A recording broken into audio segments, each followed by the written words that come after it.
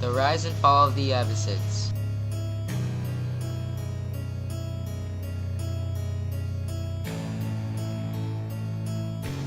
By Lance David number 7.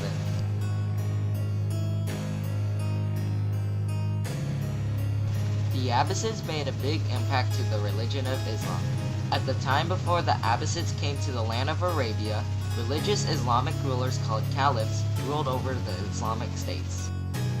The Abbasids were a dynasty group of caliphs that descended from Abbas, a member of the Quraysh tribe, who was the uncle of the Prophet Muhammad. Before the Abbasids ruled over the Islamic states, a group of Muslims called the Sunnis, which were known as the Umayyad dynasty, ruled over the Islamic states. After some time, the Abbasids resisted the rule of the Umayyads with the help of some of the Muslims. Together, they overthrew the last of the Umayyads and recreated a new dynasty called the Abbasid Caliphate. The Abbasids' way of protecting their power is by force.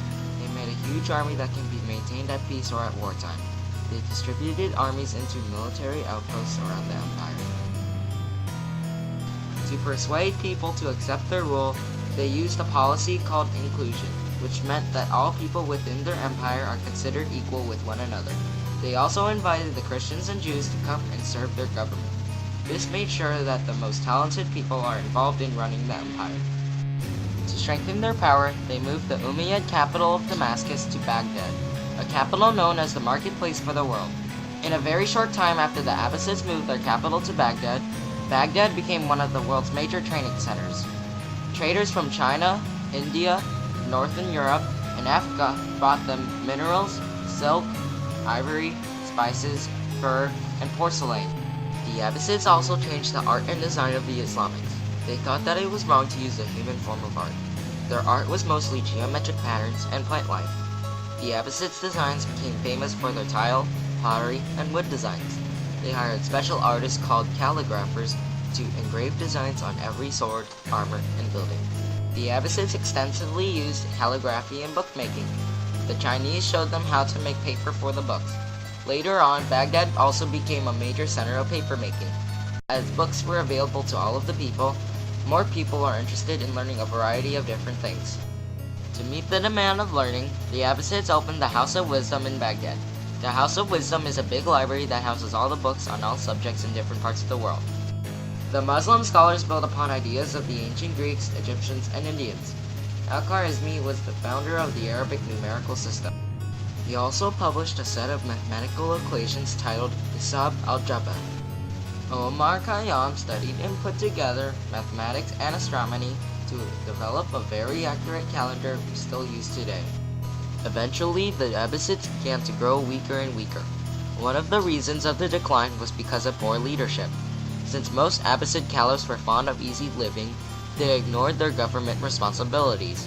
They also did nothing to protect traders from bandits, which resulted with the trading system to collapse. This also broke off their source of the caliph's wealth, which made taxes go higher. The Muslims decided they were tired of the Abbasids' rude and selfish behavior. A group called the Fatimids challenged Abbasid rule. They claimed that they were descendants of Fatima, the daughter of Muhammad, and were also Shia Muslims. They had a big religious difference with the Abbasids since they follow Sunni rule. They also disliked how they should live a complex life and thought they should just live a simple life. The Fatimids revolted and drove the Abbasids out of what is now Egypt and Tunisia. They set up their own caliphate and moved the capital to Cairo. The oppositions the Abbasid faced led to many attacks by outside groups. One of them were called the Seljuk Turks. One of their attacks succeeded and captured the Abbasids' capital, Baghdad. The Seljuk leader became the ruler of the empire, but however let the Abbasid Caliph stay as a religious leader. Over time, the Seljuks converted to Islam and began to expand under their control. Later on, the Seljuks faced a major threat to their empire, a Central Asian tribe called the Mongols. They overran Baghdad and killed the last Abbasid Caliph along with the fall of the Abbasid dynasty.